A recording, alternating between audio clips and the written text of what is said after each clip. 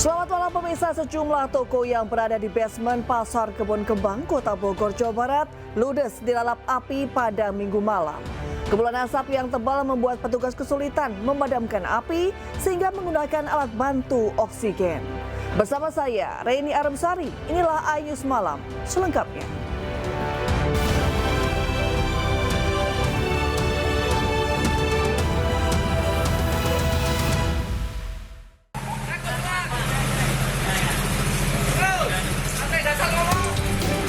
Petugas pemadam kebakaran berusaha memadamkan api yang membakar sejumlah toko yang berada di basement Pasar Kebon Kembang, Kota Bogor, Jawa Barat, Minggu malam. Banyaknya bahan yang mudah terbakar membuat api dengan cepat merambat. Kepulan asap tebal membuat petugas kesulitan memadamkan api sehingga menggunakan alat bantu oksigen. Api berhasil dipadamkan setelah petugas menerjunkan 4 unit mobil damkar ke lokasi.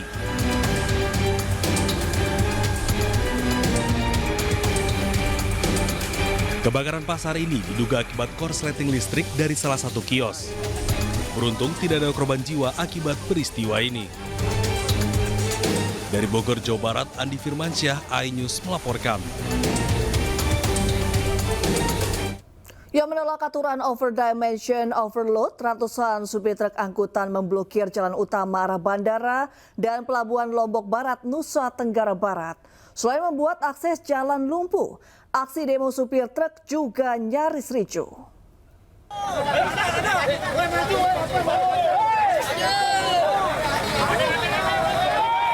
Inilah aksi ratusan sopir truk yang memblokir akses jalan menuju Bandara Zainuddin Abdul Majid dan Pelabuhan Lembar.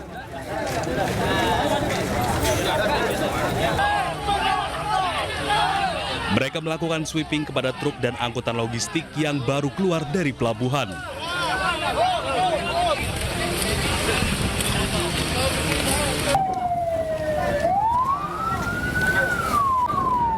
Tak hanya itu, aksi sopir truk yang memblokade jalan juga membuat sebuah ambulans terjebak. Para wisatawan pun tak bisa melintas akibat blokade jalan ini. Ratusan supir truk ini menggelar aksi untuk menolak rancangan undang-undang overdimension overload yang dianggap merugikan mereka. Yang diuntungkan nanti dalam hal ini, undang-undang odol ini yang diuntungkan nanti pengusaha, rakyat yang di penjara, itu persoalannya. Aksi para sopir truk tersebut membuat arah bandara dan pelabuhan lumpuh total sehingga memicu amarah pengguna jalan lainnya. Polisi pun meminta para sopir truk segera membuka blokade jalan. Bukan hanya untuk kepentingan sendiri, tapi untuk kepentingan bersama. Jalan ini bukan jalan milik sendiri, ini jalan umum. Rekan-rekan juga pengguna jalan rekan-rekan juga kan. Gimana kalau rekan-rekan lagi bawa mobil di stop? Meski telah dipersuasi oleh polisi, namun para sopir truk enggan membubarkan diri. Mereka mendesak rancangan undang-undang overdimension overload segera dibatalkan. Dari Lombok Barat, Nusa Tenggara Barat, Muzakir, iNews melaporkan. Ya, kita ke informasi lainnya, pemirsa. Polisi mengamankan pelaku penganiaya ibu kandungnya sendiri di Bekasi, Jawa Barat. Pelaku diamankan pasca video penganiayaan viral di media sosial.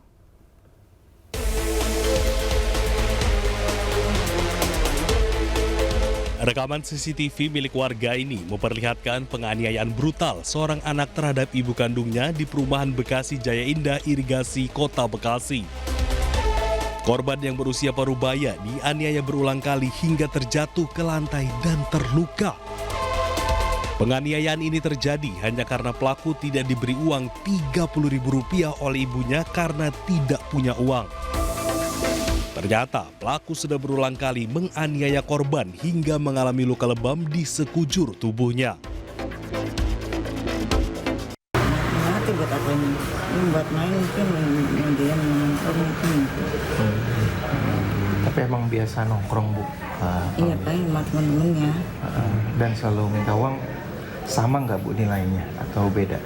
Beda-beda sih. Beda-beda. Itu anak ibu yang keberapa, Bu? Cuma satu-satunya. Oh, itu anak ibu satu-satunya. Kalau bapaknya udah nggak ada. Usianya berapa, Bu? 2002 23 tahun berarti ya. 23 tahun. Usai viral di media sosial, Satreskrim Polsek Rawalumbu dan Polres Metro Bekasi Kota menangkap pelaku. Pelaku setelah dari korban membuat laporan, kemudian kita amankan. Berarti saat ini sudah diamankan, Pak? Sudah lakukan penahanan. Artinya masih dalam proses pemeriksaan atau gimana, Pak? Untuk ininya masih dalam proses penyidikan. Baik, masih dalam proses pemeriksaan ya, Pak ya?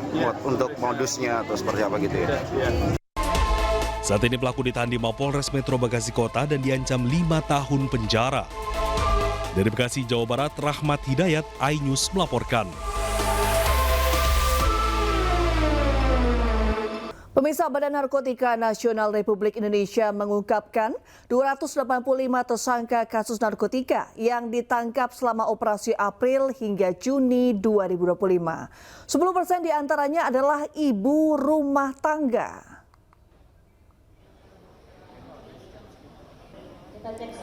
Para tersangka perempuan diduga diperdaya oleh jaringan sindikat narkoba untuk menjadi kurir lintas daerah. Beberapa di antaranya bahkan menyelundupkan narkoba di bagian organ intim.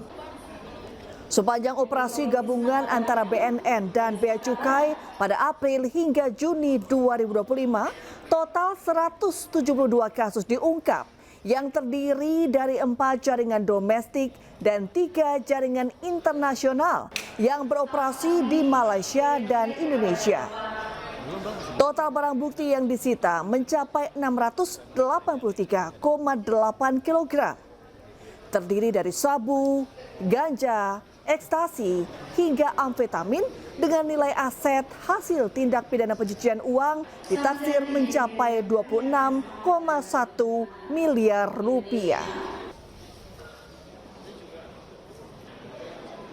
Yakni banyaknya kalangan perempuan atau ibu-ibu rumah tangga yang terlibat dalam jaringan sindikat narkoba. Kalangan perempuan yang tertangkap saat ini diperdaya oleh jaringan sindikat narkoba untuk menjadi kurir narkoba antar pulau dan antar provinsi. Dari temuan modus operandi yang digunakan, para tersangka perempuan ini menggunakan cara di luar kelaziman, yaitu menyembunyikan narkoba di bagian organ intim mereka. Sebagaimana yang dilakukan tersangka perempuan berinisial AL dan H. Pemirsa, Direktorat Reserse Cyber Polda Jawa Timur menahan 2 pria tersangka pelaku penjual foto dan video porno anak di media sosial. Modusnya tersangka memacari korban terlebih dahulu setelah jadi pacarnya, lalu menyuruh video call tanpa busana dan direkam kemudian disebarkan.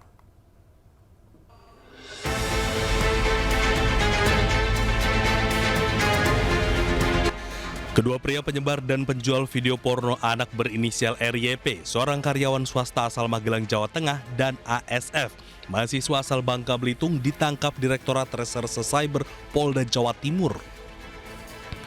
Kedua tersangka mendapatkan video dari berbagai cara, mulai sindikat perdagangan video porno juga dari para korban langsung. Modusnya, tersangka mencari korban terlebih dahulu, kemudian dengan alasan takut kehilangan, pelaku melakukan video call tanpa busana lalu direkam, kemudian video disebarkan ke media sosial. Motifnya cemburu karena tersangka takut ditinggal oleh korban, di mana korban punya pacar lagi, sehingga harapannya tersangka ini mengancam agar si korban ini kembali kepada tersangka. Kalau tidak, dia akan meng-share foto-foto milik korban yang asusila. Dari penjualan video porno anak ini, para tersangka bisa meraup setiap bulan hingga sekitar 10 juta rupiah. Para tersangka biasanya menjual dengan memanfaatkan berbagai platform media sosial. Selanjutnya menawarkan member group dengan biaya Rp500.000. Dari tangan tersangka, polisi mengamankan berbagai barang bukti, diantaranya ponsel dan tangkapan layar. Terdapat 2.500 video pornografi anak dari berbagai daerah dan negara dan 1.100 member. Akibat perbuatannya, pelaku harus meringkuk ditahan di Polda Jatim dan terancam UU ITE dengan ancaman hukuman maksimal 12 tahun penjara. Dari Surabaya, Rahmat Ilyasan, iNews melaporkan. Ya pemirsa, baru keluar dari penjara, seorang residivis kasus pencurian kembali berulah dengan merampas ponsel dengan mengancam korban dengan parang. Aksi pelaku diketahui warga hingga pelaku babak belur dihajar warga.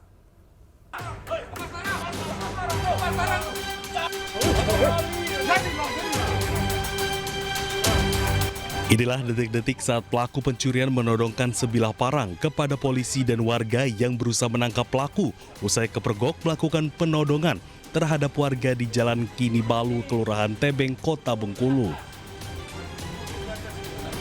Pelaku atas nama Jimmy Maulana, warga Sawah Lebar, Kota Bengkulu, akhirnya berhasil diringkus dan sempat menjadi bulan-bulanan warga yang kesal akibat ulah pelaku. Pelaku beraksi di sebuah kos-kosan dan melakukan penodongan serta meminta secara paksa ponsel dan barang berharga korban. Untuk modusnya si pelaku ini untuk menguasai barang si korban. Namun karena pada saat beraksi diketahui oleh warga sekitar, dan pada saat itu si tersangka ini menggunakan atau membawa sebilah senjata sehingga mengancam warga sekitar, termasuk si korban diancam dengan senjata yang dibawa parang. Pelaku sendiri diketahui merupakan residivis kasus pencurian dan baru 1 bulan keluar dari penjara. Akibat ulahnya, pelaku kembali harus meringkuk di sel untuk mempertanggungjawabkan perbuatannya. Dari Kota Bengkulu, Endro Dwirawan, iNews melaporkan.